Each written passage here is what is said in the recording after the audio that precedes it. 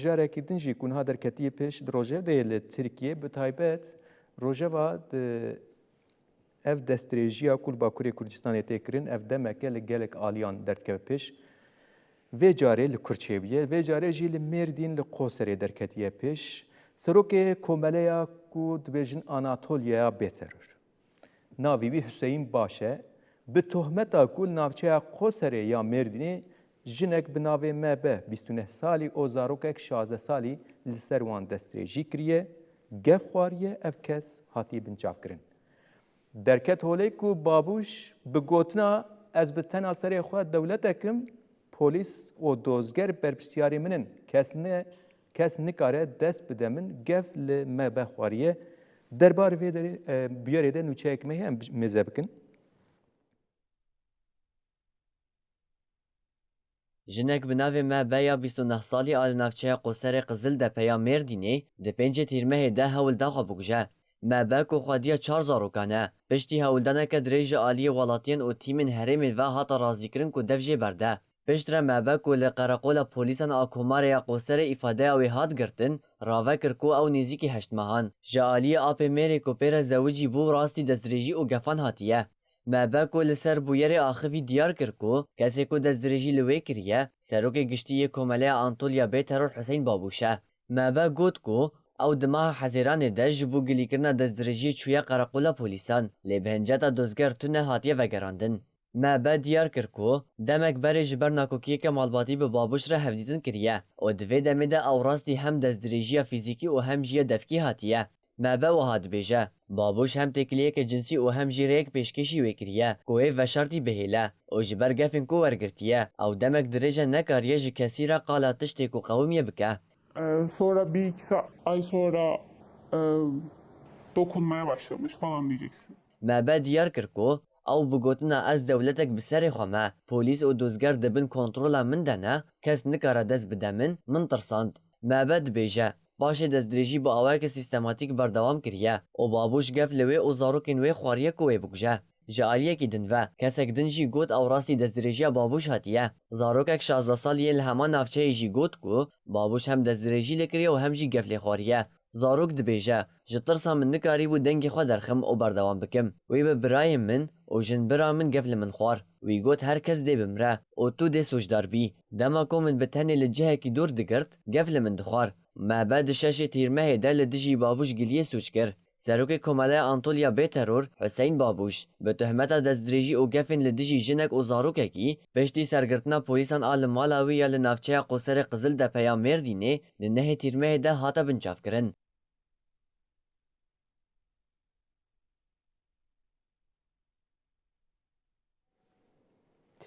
Ev kesên ku bi vî şêwazî kiryarên sucin. Ja navî wî ecêb jî mirov mêze dike Serokê Komeleya Anatoliya Bêteror. Gelo di vir de terûrekî çawa heye ev kes jî xwe wisa pênase kiriye. Ev ji raya giştî jî dema ji vicdanê raya giştî jî bê pirsîn gelo terorê herî mezin di vir de wê bêjin kî ye? Ji vî kesî re ev wê bêgotin. Rastiyekî wisa heye divan demên dawî de li Bakurê Kurdistanê li Şemzînanê jî çend cara me nûçeyên vî şêwazî dan. Kesên ku herî zêde hêza xwe pişta xwe ji dewletê digirin. Ev kiryarên sucin êriş dikin, destdirêjî dikin, taybet jin dikin hedef.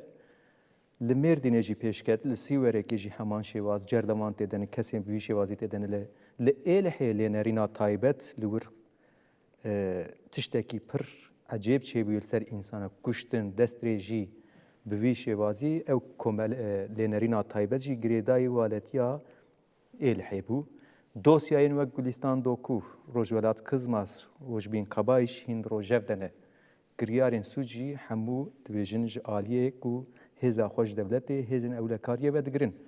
Sucên ku ji hêlavan kesan ku dixwazin biriya komeleyan yan jî avahiyên bi vî rengî ji xwe re statûyek diafrînin ve tên kirin ku di demên dawî de li Bakurê Kurdistanê zêde bûne her roj ev dibin rojev. Sucdar bi vî rengî bi destxistina statûyek bi mertalek bêcezayetiyê tên parastin ev jî herî zêde derdkeve pêş. Ji bo vê mijarê parêzer Seher Acay endama Komisyona Jinan a Şaxa Mêrdîniya Komeleya Hukuknasên ji bo azadiyê wê ji Mêrdînê mêvana me be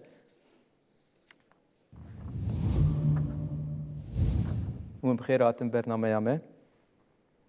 Spas dikim ji selam dikim we û xebatê me.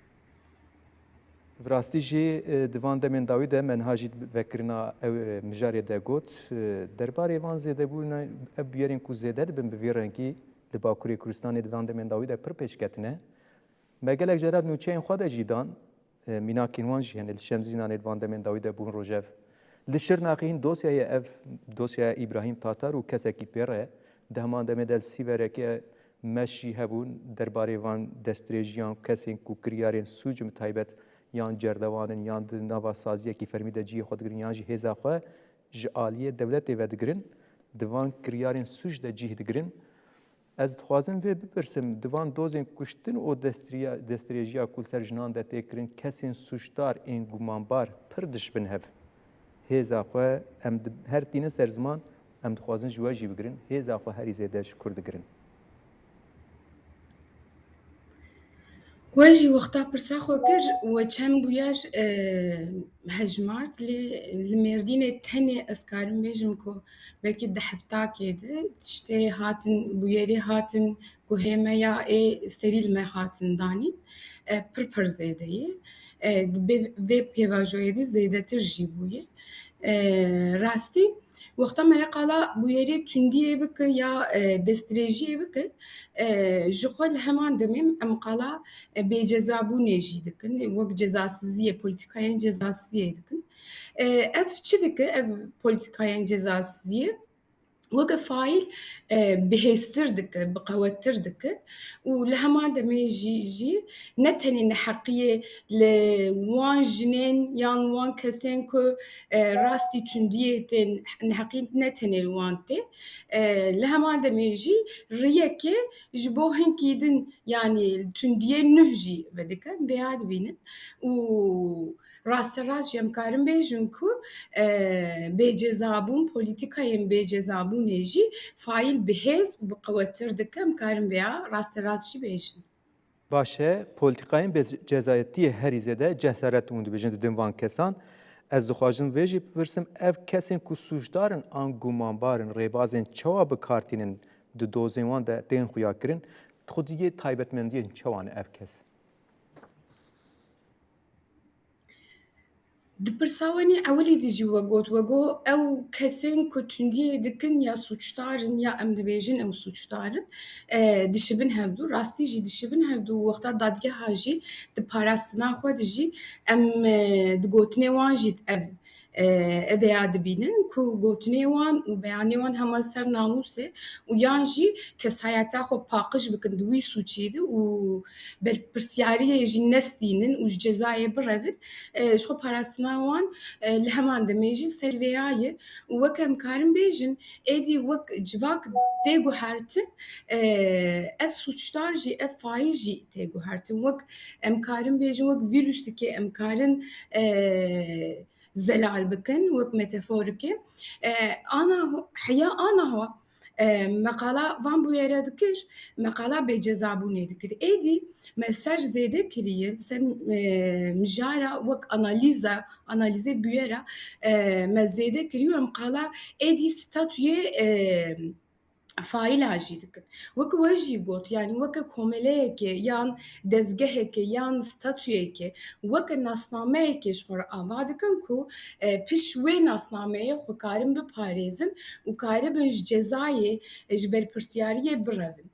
Ew jî çawa tê xuya kirin di civatê jî û civakê jî de çawa tê xuya kirin wek dibînin ku ew faîl bi girêdayî dewletê ye ya xwedî hêzê ya xwedî statûyê ev du aliya du rêya pêş me dike yanî bandorê du aliya dikin.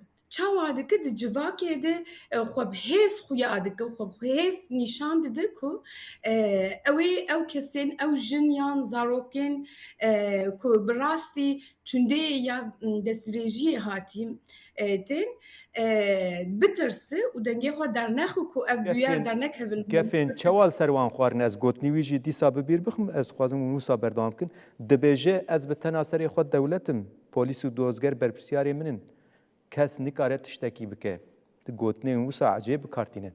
Ez ê werim wir. Erê وەک بڕیا vê nasnameya bi xwe û ne bi rast ava kiriye xwe dike bêcezabûn û çawa nîşan dide wek girêdayî dewletê wek bi hêz wek bi qewet tê nîşandan. Ev çawa bandorê li kesên ku bi rastî tundiyê hatî dike dibe ki ew bi qewettir e ew bi hêztir e ew ji me hêztirtir e û ew girêdayî dewletê ye ez ê çawa serî li dewletê bidim ji xwe ew hevalin. Ji ber wê jî kesên ku bi rastî tundiyê ya destdirêjiya tên nikarin dengê xwe bi hêztir qewettir derxin. û her wekî din jî ev bi riya van komeleya ya da dezgeha ya vê nasnameyê dirin jî kademeyên dewletê û wek medyaya civakî jî wêneya parve dikin û dibêjin ku va em îro weke wezareta filan cîne û em hevalin, em di têkiliyê de ne, em girêdayî virin, xwe wilo jî di medyaya civakî de xwe nîşan didin û vî hawî jî bandorê hem li civakê jî dikin û hem jî bandorê kesên ku rastî tundiyê tên jî bandor li wan jî tên ku hûş dibin û nikarin têkiliyê heya bi me hukuknasa jî deynin. Herî zêde jî ev mijar, ev bûyer li Bakurê Kurdistanê derdikevin pêş. An jî tên ronîkirin, em wisa jî dikarin bêjin pênase bikin.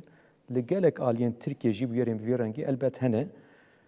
Taybetmendiyên van bûyera herî zêde hûn çawa dibînin dema ku ev êriş ser civakê tê pêşxistin awî aliyekî wî organîzekirî heye dema ku ew dostên vekirin.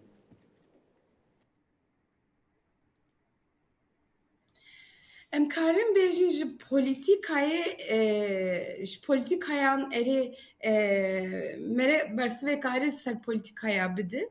Arast faîl jî hatine guhertin ji ber ku faîl êdî mînaka pirsa wenî yekemîn de jî derbas dibû wek Gülistan Doku, wek Rojîn Kabayîş, wek Roşlat Kızmaz.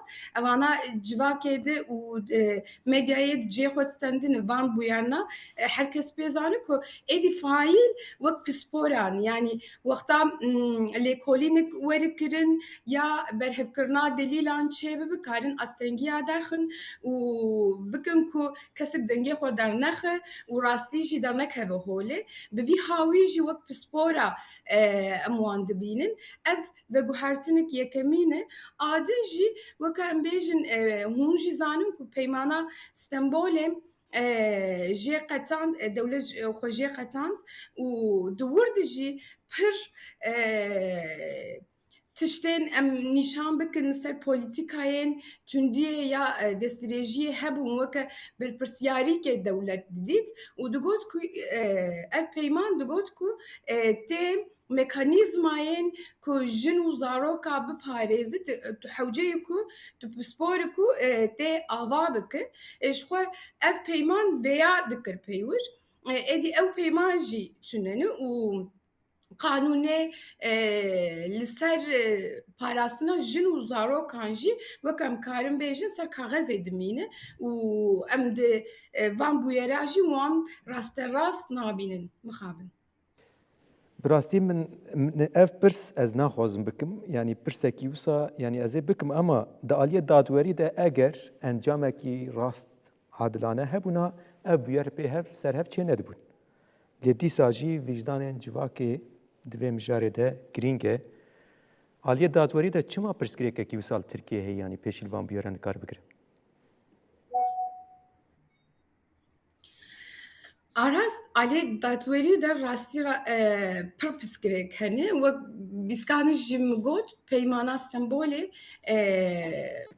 rastî bi hêz dida zarok û jinan û me jî hêz dida me jî û her wekî din jî faîl jî hatine guhertin û karin delîla tune bikin û şahida bikin ku dengê xwe dernexin û her wekî din jî qanûnê hen jî wekê zaroka diparêzin wekê jinan diparêzin jî li ser kaxezê dimîne û em dadgeha de wan قانوننا پێکاتنا وان قانوننا ئەم نابینن مخابن و هەریش زێدەتر jî ئەم پۆلیتیکایên pêşîgirtina û parastina jin û zaroka nabînin ku lazim e û divê ku ev polîtîkan pêşiya dadgehê berî dadgeha berî parastina hukukî hewce û divê ku em ser dewletê jî bifikirin û em vêya jî bêjin ku divê dewlet berî dadgeha polîtîkayên pêşîgirtî û parastina bihêztir bike û wan jî bi awayekî rast pêk bîne.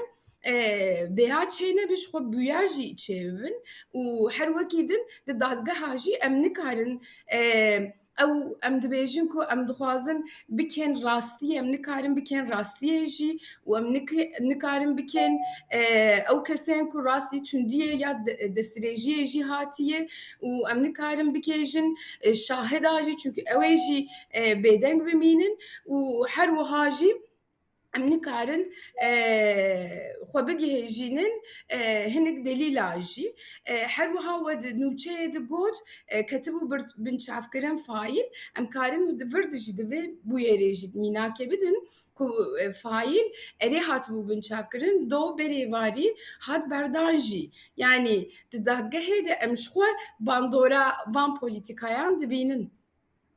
Kesekî ew qaskiryarê Sûcê geliyekî dem Kurd de jî hatiye berdan me ev agahî nebîstû û me ji we girt.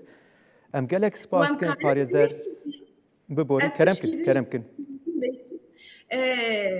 Di nûçeyê dîsa cê xwe negirtibû ez karim lê zêde bikim ev êdî berê ev bûyer me li derve zikakan li kolanan didîtin li derve bû wê çaxê jî jin dihat darizandin digot çima ew jin ya ew zarok li derveyî li kolanayê wek vê bûyerê jî em dibînin ku êdî di hundirê malbatê de hundirê mala xwe de jî destdirêjî çêdibin tundî çêdibin û ev tişkî herî qirîktir e û me ne ditirsîne rastî. Xeterî û tehlikeyên wisa hûn dibêjin heye. Em gelek spas kirin parêzer Seher Acayî û bi me re bûn û divê mijarê de me re got û bêj kir. Quwet pêşwere.